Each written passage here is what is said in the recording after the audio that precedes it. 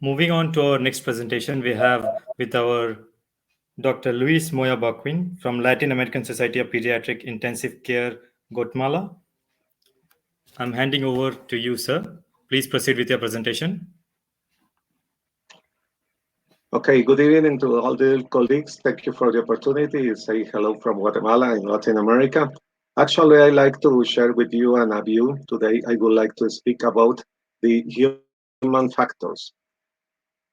One of the most important things of that all the people had been centered in the machines, but at this time, we need to analyze the basis of the education in medicine. Our education has been based on the static approach, based in history, as an example of the school influence of the largest semiology and the medical interrogation, fragmented and by phases. Fragmented as we know by specialties, we have now some dedicated to heart and another for lungs, and furthermore, this is a pieces because we study everything about them in chapters. We learn about diseases and on corpses. We need to assume the trial and error.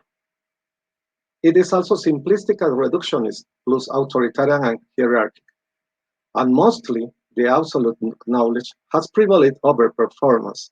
Not necessarily we are being taught about how to perform. He is Alan Turing, the mathematician who deciphered the Nazis' Enigma code working for the United Kingdom. This finding made possible now with the communications between the Nazis. It is very important to highlight that Alan Turing had to know the patterns for the defining a code that changed every single day. Every day he had to do the new adaptation for the data transmission and made possible the interception of the communication. This has been now the start of the computer age. The computer age, as we know, with all the precision and the available technology and the big data, all the huge size of numbers come off the scenes before us also letters says. Medicine is built on uncertainties and probability.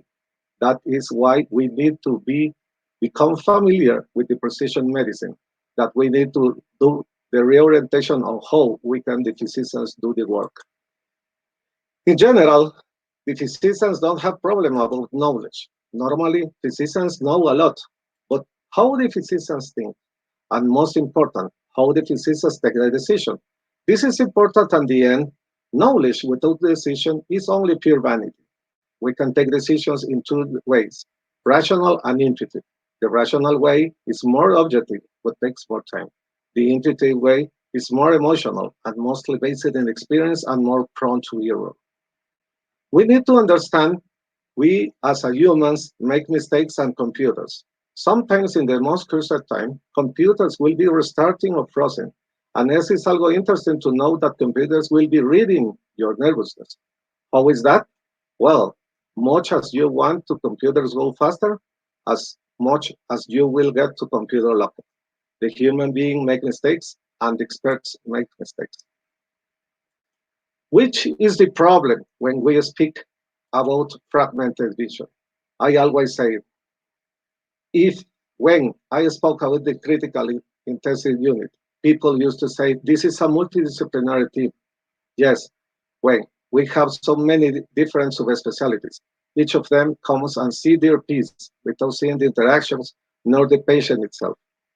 This can lead to a conclusion that maybe could be correct for the subspecialty point of view, but not necessarily under the complex the analysis, in which the whole is more than the algebraic sum of its parts. Then, most important thing is to generate competent persons, not experts. I will say it as a personal appreciation and become what we have seen working in one of the biggest problems of the COVID pandemic's approach has been the exhaustive need and desire of explaining everything and to do tests about everything like experts.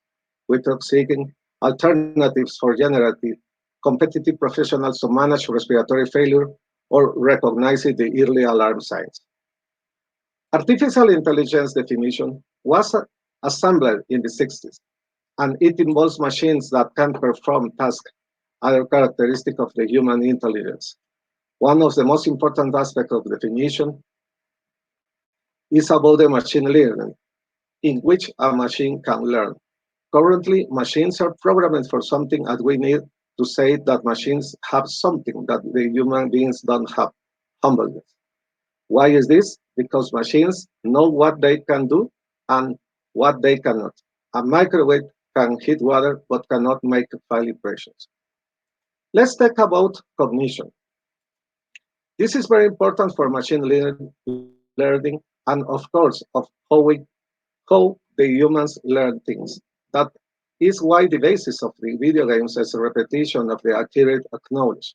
A clear example of this is the Olympic athletes who need to be perfect by practice, trial and error, and time to achieve their goals. Definitely, they need to know the process for repeating them endless times. Senses help us to see the difference between the reality and perception. If, for example, we do analysis of security, speaking about the risky behaviors, there is no need to have a written test or evaluation a person during the patient visit just for humiliation. But if we that the, if we see that person in the working always in a rush with a lot of stress, with confidence excess, tiredness, distraction, for sure we know the results in work will not be the okay. And this because all of these are human factors. This means that if you are tired, even if you know very well to do the things, will not be able to deliver the optimal things. Persons are wanted. Robots need them. There is no machine that could be more intelligent than the human being. And that is because the machines are built by human beings. Machines will be needed maintenance always by humans. For example, the Deep Blue chess player machine was the Kasparov's contender was programmed by humans. The secret was the large number of moves that were programmed. There are so many that no human was able to anticipate all of them. Then, during the real game, one game was won was Kasparov, another by the machine, and so on. And the end was declared a match tie. The intelligent system requires three things: process, technology, and people. Which is the big mistake? The many times the people think that everything depends on the technology and they don't know anything about the processes.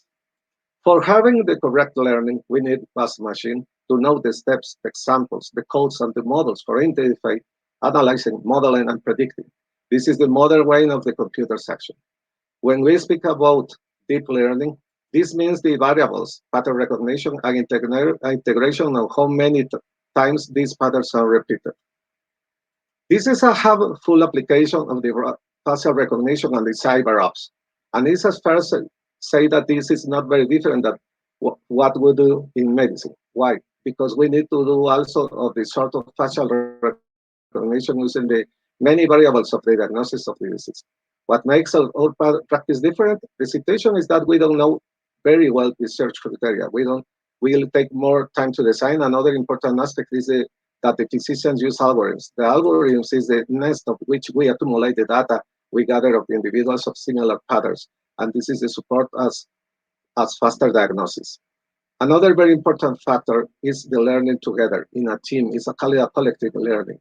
It's a fundamental because this reduces the trial error and allow us learning from the error to others. What need to see in this slide? This is a silhouette of sharp seas from the bottom of the ocean. On the left is a person on the surfboard, in the middle is a turtle, and the right is a seal.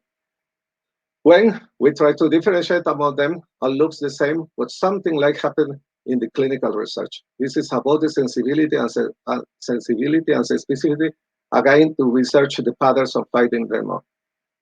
Then, if we don't have a systematic way to do the things, we achieve results of the chance, like a game. And we can see the games on the technology and for learning, is called serious games. For the ones who's talking, that are like in the born in the 70s or 80s, she is Linda Carter. She is the Wonder Woman that we need. And we speak about the Wonder Woman. The first one to come to our minds is Linda Carter. But on the other hand, for the younger ones, when we talk about Wonder Woman, is thinking about Gal Gadot. Sadly, it's always the dichotomic question: who is more beautiful, Linda Carter or Gal Gadot? Definitely, we need to see for patterns. We need to find the correct phenotypes and make an anticipated decision. You see as a morph, it's a union of Linda Carter and Gal Gadot construction. As the same profiles have this construction used in the sepsis, as you know, for example, Dr. Carcillo promoted the patterns and profiles of the multi-organic failure. For 2022, expected skills that are growing at the analytical thinking and innovation, active learning, creativity, technology design, and programming, and complex problem solving. What is declining? Manual dexterity and verbal memory. It's not anymore required to have everything in your head. You don't need to be a walking library. No, you can need to use your phone and storage device up to consulting information. When we see when we see a child with this severe trauma, for sure we don't know the exact outcome, but for sure we need to use all the available evidence for doing the most accurate and weight of the best outcome. Definitely, we cannot predict the outcome, but we know to follow the process already written and prove it to be effective. This is why I tell you again, people are wanted, robots needed. Let's pay attention of this. All the enterprises are seeking for friendly software and comparative devices. Unfortunately, the opposite of medical education many days create unbeatable and untreatable persons. They could be very capable, but nobody wants to work with them. This teaches us as is not enough to all improving of their knowledge. We need to charge the way we are teaching to our students that we are teaching to them. This is a follow-up of the time spent of the nurse in the hospital, showing the many time of her time used for finding a doctor, managing and accessing information documentation, finding supplies, and doing repetitive tasks. Many of these things will be solved by using interactive technology. For example, using a smartwatch, you can interconnect your tablet, your laptop, your cell phone. Therefore, it's useful to increase operational efficiency to theoretically to perform with the subsequent tiredness reduction.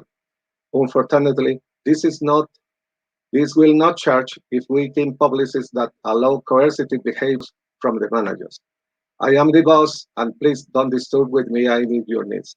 Don't you work without my question. And this technology will be allowing to be more hard, open medical services and increase of the connectivity. A good example, the apps is COVID detection in the risk, monitoring the places in which have using QR code in mails on the airports. The places that increase the healthcare results, increase the number of nurses. The number of nurses radio from doctors are increasing, which is a challenge to 223 to in words of World Economic Forum. Goodbye the hospital. Hello, HOME-SPITAL. This is the hospital that at your home, remote hospital, currently waits for medical supplies, distribution, and their evaluation.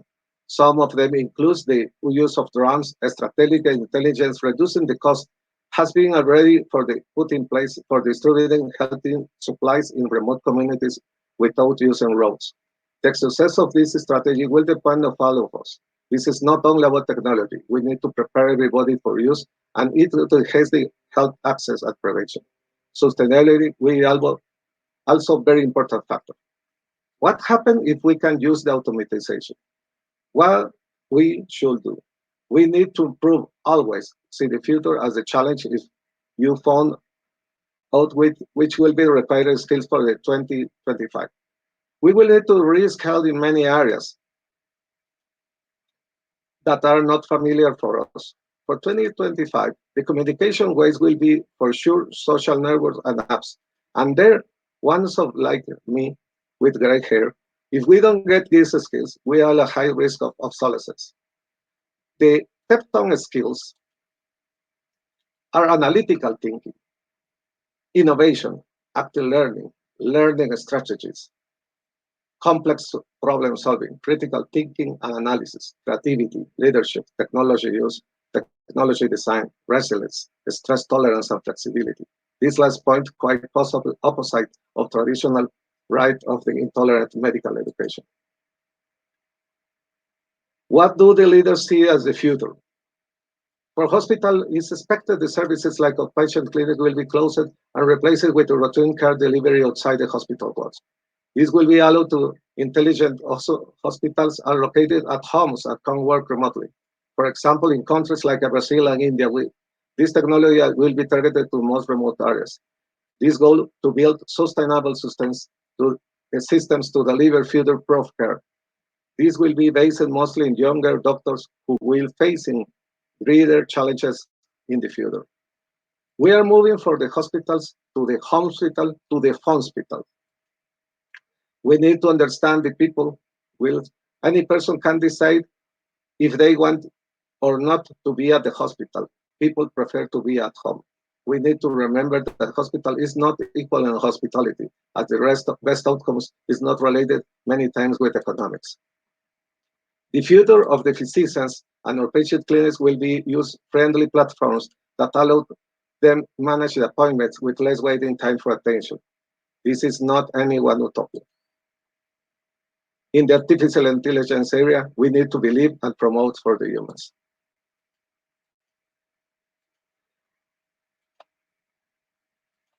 As Neil Armstrong said when he reached to the moon, that was a small step for the man and giant leap for the mankind.